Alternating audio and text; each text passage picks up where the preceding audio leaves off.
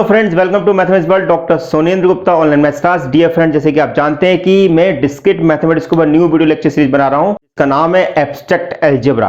ये आपकी discrete mathematics की यूनिट नंबर 2 है, जिसमें अभी तक हम 9 लेक्चर डिस्कस कर चुके हैं। आज हम पढ़ने वाले हैं न्यू टॉपिक। प्रीवियस लेक्चर में डिस्कस किया था किस प्रकार से मैंने आपको सब ग्रुप के बारे में बताया था। तो डियर फ्रेंड्स, अगर आप मेरे चैनल पर नए आए हुए हैं तो चैनल को सब्सक्राइब कर लो, बेल आइकन को प्रेस कर लो, जैसे कि further more interesting video lecture आपको मिलते रहें। और साथ में अगर आप मुझसे किसी भी प्रकार से अगर आप मुझसे डायरेक्ट जुड़ना चाहते हैं तो आप मेरे टेलीग्राम ग्रुप को सब्सक्राइब कर लिएगा, जिसका नाम है maths by doctor Sonendra Gupta.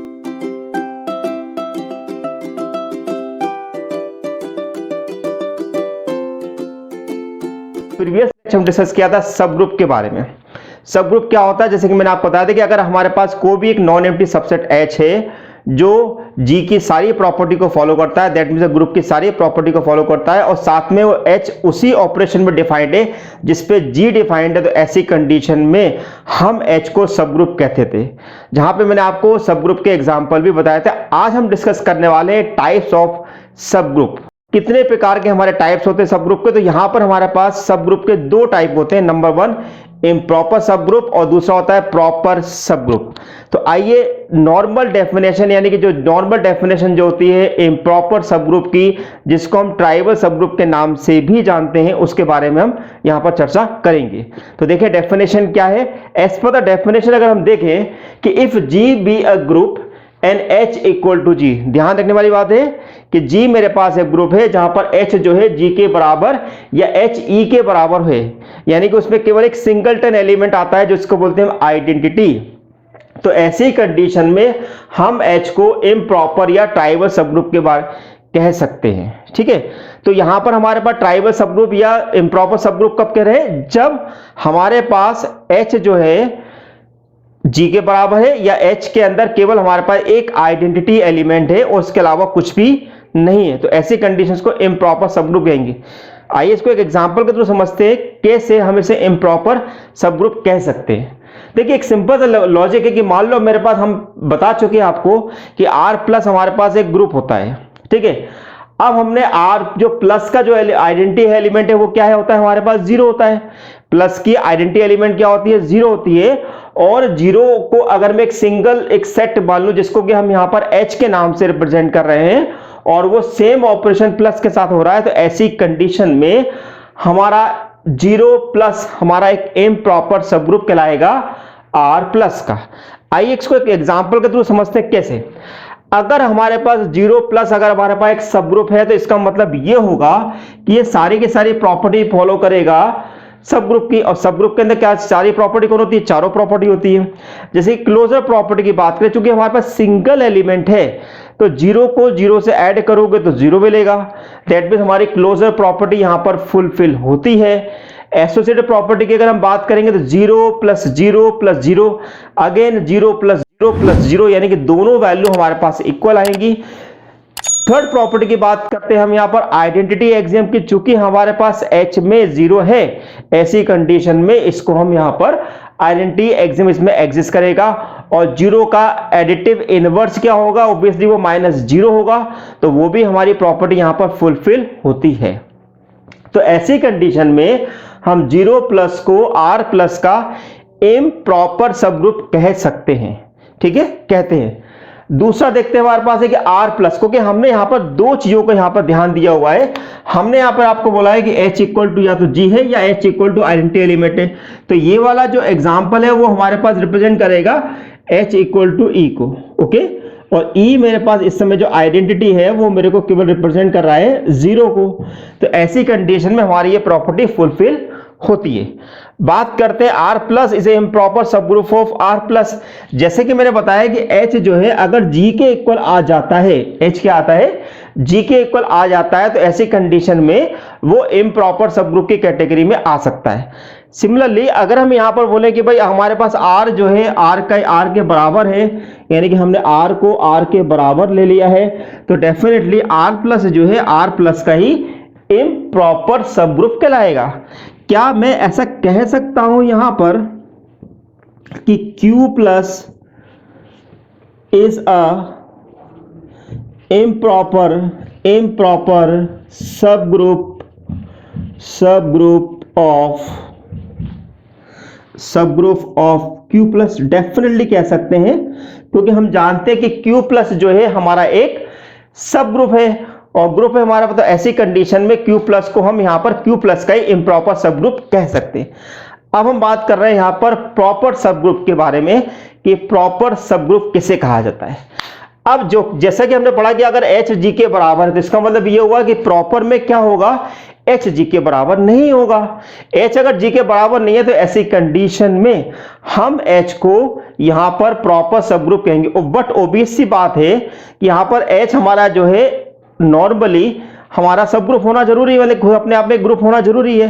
तो ऐसी कंडीशन में if H is not equal to G then H is said to be proper subgroup of G if H itself a group with respect to the same operation of G and it is denoted by this symbol।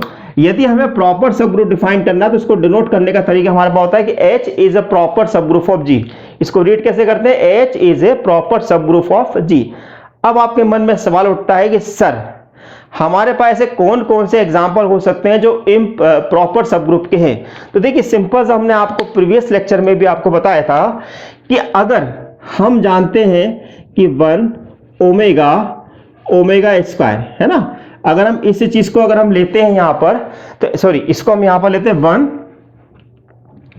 -1 iota और minus iota, ये मेरे पास एक जी के बराबर मान लेते हैं कि जी मेरे पास जी है और जो कि हमारे पास डॉट पर काम करता है।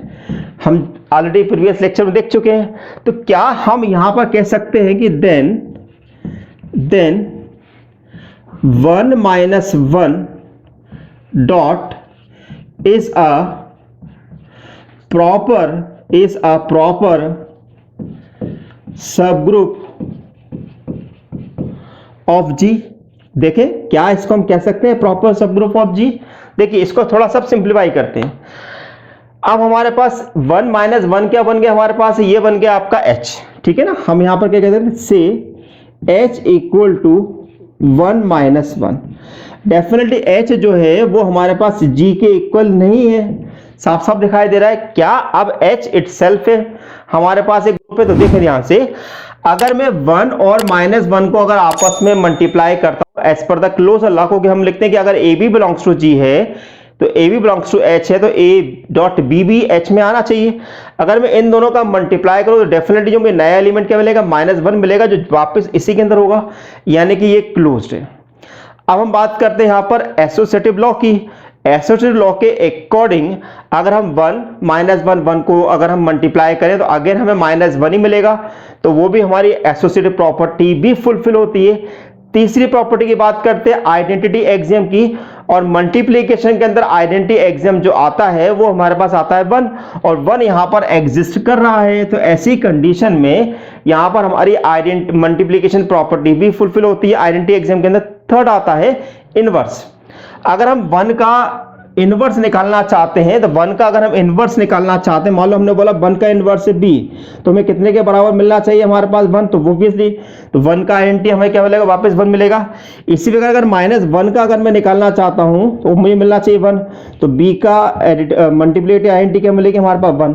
तो इसका मतलब ये हुआ कि यहां पर हमारी इनवर्स प्रॉपर्टी भी फुलफिल होती है। तो डेफिनेटली ऐसी कंडीशन में 1 - 1 को हम यहां पर इम्प्रॉपर सब ग्रुप कह सकते हैं। ओके, एक और एग्जांपल समझे हम यहां पर। दूसरा एग्जांपल हमारे सामने ये है कि मान लीजिए कि हमारे पास एक सेट है R+। क्या है ये, मेरे पास एक सेट है R+, जो कि एक ग्रुप है। क्या है ये, एक ग्रुप को रिप्रेजेंट कर रहा है। तो हम क्या ऐसा कह सकते हैं यहां पर कि I+ is a proper subgroup of ji, proper subgroup of जी, ऐसा यहां पर कहा जा सकता है?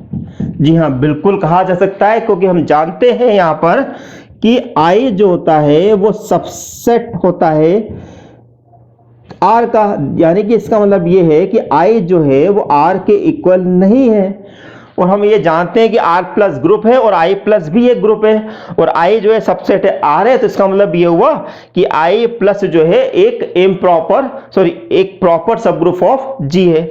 एक और एग्जांपल यहां पर कंसीडर करें मान लो क्या हम ऐसा कह सकते हैं कि Q dot is a proper